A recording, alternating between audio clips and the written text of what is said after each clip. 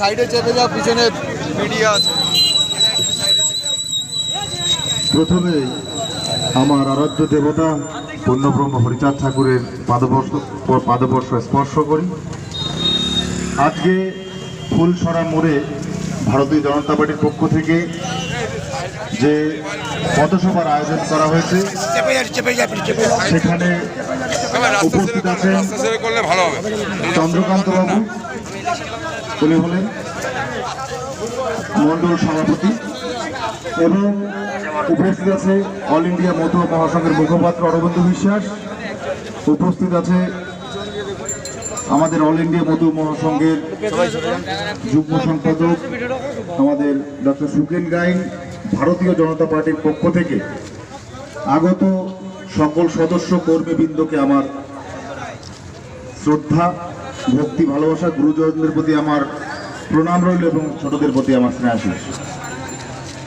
আমি যে মুখ্য বিষয়টি বলতে চাই তা হল এনআরসির বিষয়। দীর্ঘ 72 বছর ভারতবর্ষ স্বাধীন হয়েছে। পূর্ব বাংলা থেকে আগত মানুষেরা তাদের ভিটে মাটি ছেড়ে দিয়ে এপার বাংলাতে এসে উপস্থিত হয়েছে। কেন? আমরা জেনেছি যে পূর্ব পাকিস্তান দ্বিজাতি তত্ত্বের ভিত্তিতে ভাগ হয়েছে। এবার দ্বিজাতি তত্ত্বটা কি? সেটা হচ্ছে হিন্দু এবং মুসলমান।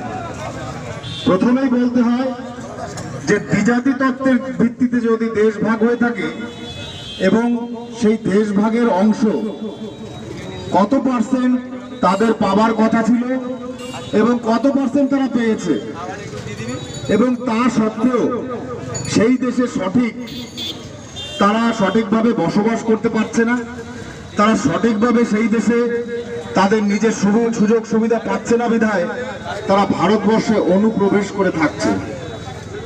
তাহলে যাদের ভারতবর্ষ, যেখানে ভারতবর্ষে তারা জন্মেছে, ভারতবর্ষে তারা মরতে চায়, তাহলে রাতারাতি তারা পূর্ব পাকিস্তানি হয়ে গেল। এই বিষয়টি যদি পুঙ্খানুপুঙ্খ বিচারে আপনারা গড় করে দেখেন, একটু চিন্তা শক্তিতে আপনাদের নিয়ে দেখেন, তাহলে বুঝবেন যে আমরা ভারতবর্ষের নাগরিকত্ব পাইনি। এটাই হচ্ছে সম্পূর্ণ ব্যর্থতা আমাদের এই আজ অবধি আমাদের চলে আসা জীবনধারার গতিপথ। আমরা জানি 1948 সালে একটি অ্যামেন্ডমেন্ট ঘটেছিল এবং সেটি 1951 সালে লাগু হয় এবং 55 সাল 56 সাল পর্যন্ত সেই অ্যামেন্ডমেন্ট অর্থাৎ সংবিধানের সংযুক্তিকরণ, সেটাতে বলা হয়েছিল যারা ভারতবর্ষে এই সময়ের মধ্যে আসবেন তারা ভারতবর্ষের নাগরিক হবেন, কিন্তু পরবর্তীতে যারা আসবেন তারা ভারতবর্ষে মাইগ্রেশন করে আসবেন এবং তাদের সুযোগ থাকবে অনির্দিষ্ট কালের জন্য ভারতবর্ষে এলে তারা নাগরিকত্ব পাবেন। এরা হলেন হিন্দু, বৌদ্ধ, খ্রিস্টান, জৈন, শিখ, পার্সি, ব্যতিক্রম মুসলমানরা। আমি এখানে বিদ্বেষমূলক কথা বলছি না, যেটা বাস্তব অধিকার এবং অধিকারের স্বত্বাধিকার সেটা নিয়ে কথা বলছি। সেই স্বত্বাধিকার হচ্ছে যারা 27% যাদের সংরক্ষণে দেশের অংশ ছিল, সেই 27% ব্যতি রেখে যারা 34% ভাগ নিয়ে আজকে পূর্ব পাকিস্তান পশ্চিম পাকিস্তান করলেন, তাদের ভারতবর্ষে এসে আবার নাগরিকত্ব পাবার কি মায়না রাখে? এখানে বড় প্রশ্ন। এবং বর্তমান রাজ্য সরকার, টিএমসি সরকার, এই অ্যামেন্ডমেন্ট বিলে 2016 যে অ্যামেন্ডমেন্ট বিল হয়েছে, সংযুক্তিকরণ হয়েছে সংবিধানে, সেখানে তারা 15 নম্বর কলম ধরে বলছে যে ওই কলমে লেখা আছে ভারতের গণতান্ত্রিক অধিকার সকলের আছে এবং সেই গণতান্ত্রিক অধিকার অনুসারে ভোট দেবে সবাই, তাহলে সেই যারা অনুপ্রবেশকারী তারা কেন বাংলাদেশে ফিরে যাবে, তারা কেন এদেশে থাকবে না? যদি তাই হয় তাহলে হিন্দু, বৌদ্ধ, খ্রিস্টান, জৈন, শিখ সকলকে বাংলাদেশে ফিরে যেতে হবে। তাহলে যে দ্বিজাতি তত্ত্বের ভিত্তিতে দেশ ভাগ হয়েছিল, সেই দ্বিজাতি তত্ত্বের যে আইন প্রণয়ন হয়েছিল তাকে ধামাচাপা পড়ে গেল না। আমরা দেখেছি 71 সালে যারা ভারতবর্ষে এসেছে ততদিন পর্যন্ত ভারতবর্ষের নাগরিকত্ব পাবে। এর মানে কি? এর মানে বাংলাদেশ যখন গণপ্রজাতন্ত্র হয় ভাষাতত্ত্বের ভিত্তিতে, সেই সময় পর্যন্ত বাংলাদেশ পূর্ব পাকিস্তানের আয়ত্তে ছিল। তাই পূর্ব পাকিস্তানের সেই সমীকরণ হিসেবে 71 সাল পর্যন্ত জওহরলাল নেহেরু আমাদের ভারতবর্ষের দ্বিতীয় প্রধানমন্ত্রী, আমাদের নেতাজি সুভাষচন্দ্রের পরে দ্বিতীয় প্রধানমন্ত্রী ভারতবর্ষের ভাগ হবার পরে সেই প্রধানমন্ত্রী বলেছিলেন যে যতদিন না পর্যন্ত পাকিস্তানের নাম পরিবর্তন হতে বা কোনো কিছু এর বিকল্প কিছু ঘটবে ততদিন পর্যন্ত ভারতবর্ষে এই মানুষগুলো আসবেন, তারা ভারতবর্ষের নাগরিক। তাহলে আমার মনে হয় যে বাংলাদেশের এই যে সমীকরণ পরিবর্তন করা, এই সমীকরণের পিছনেও চক্রান্ত আছে। বাংলাদেশ ভাষাগত দিক থেকে নিজে স্বাধীন হলো এবং ওপার বাংলাতে যারা ছিন্নমূল হয়ে থাকলো তারা বেনাগরিক হয়ে গেল এদেশে এবং ওদেশে হয়ে গেল ছিন্নমূল। এর মানেটা আমাকে বোঝাতে হবে। তাই আমি মনে করছি বর্তমানে ভারতবর্ষের প্রধানমন্ত্রী তথা আমাদের ভারতবর্ষের যে প্রধান চৌকিদার আমাদের মাননীয় নরেন্দ্র দামোদর মোদীজি যে দৃষ্টি আকর্ষণ করেছে স্পেশালি ভাবে এই বনগাঁ লোকসভাতে, যে উনি জানেন একটা অ্যাপ দেখবেন আমরা বেরিয়েছে নমো এগেইন। আমরা তার মূল তত্ত্ববাদ দিয়ে আমরা মনে করব যে আমাদের সম্প্রদায় এবং আমাদের 36 জাতি মিলে যে সম্প্রদায় যারা এই ভারতবর্ষের নিবাসী ছিল এবং আপামর উদ্বাস্তু জনতা, আপামর জনসাধারণ যারা উদ্বাস্তু মানুষ, তাদেরকে দৃষ্টি আকর্ষণ করেছেন আমাদের মাননীয় প্রধানমন্ত্রী। তাই বনগাঁ লোকসভা আমরা চাইছি তাকে উপহার দিতে। আপনারা সকলে যদি সহমত থাকেন এবং সকলে যদি হাতে হাত রেখে কাঁধে কাঁধ রেখে কাজ করে যান এবং ভারতীয় জনতা পার্টির হাতকে শক্তিশালী করেন, তাহলে আমি মনে করি আমাদের এই বনগাঁ লোকসভার মধ্যে যে 90% মানুষ উদ্বাস্তু হয়ে আছে তাদের সেই সমস্যার সমাধান হতে পারে। এটা কিন্তু একটা মুখ্য চাহিদা। এবং অর্থনৈতিক দিক থেকে আমি মনে করি ভারতবর্ষে যদি এই উদ্বাস্তু সমস্যার সমাধান হয় তাহলে 2-1% অর্থনৈতিক উন্নতিও ভারতবর্ষে ঘটবে। কারণ সেই দ্বিজাতি তত্ত্বের ভিত্তিতে তাদের গণনা করে বার করে দেওয়া হবে যারা ভারতবর্ষকে ভাগ করে নিয়ে গেছিল। আজকে বর্তমান এই ভারতবর্ষের যে মুসলিম ভাইয়েরা, যে বোনেরা, যে মায়েরা যারা আছেন তাদের প্রতি কিন্তু আমাদের কখনো কোনো বিদ্বেষ নেই। তারা আমাদের পড়শি, তারা আমাদের নেবর, তারা আমাদের ভাইয়ের সমতুল্য, বোনের সমতুল্য। কিন্তু যারা দেশ ভাগ করেছিল তারা কিন্তু ভারতবর্ষের নাগরিক নয়। এটা কিন্তু আমি উচ্চ কণ্ঠে, দীপ্ত কণ্ঠে বলবো। তাই আমাদের অর্থনৈতিক, সামাজিক, ধর্মীয়, রাজনৈতিক প্রেক্ষাপটে যদি আগামী ভবিষ্যৎকে এক উন্নত মানে নিয়ে যেতে হয় তাহলে আমাদের এই জনসংখ্যার সমীকরণ হ্রাস করতে হবে। আপনারা মনে রাখবেন জনসংখ্যাই একটা দেশের মূল কাল। যত জনসংখ্যা বৃদ্ধি হবে তত সেই দেশের অর্থনৈতিক ডাউন হবে। এটা প্রথম শ্রেণীর একটা দেশ হিসেবে আমাদের কাছে একটা লজ্জার বিষয় যে ভারতবর্ষ একটা উচ্চশীল অবস্থানে পৌঁছে গেছে, সেখান থেকে তার জনসংখ্যা বৃদ্ধির হার এত পরিমাণে বাড়ছে যে সারা পৃথিবীর ভিতরে জনসংখ্যার ভিত্তিতে সে পিছিয়ে আছে।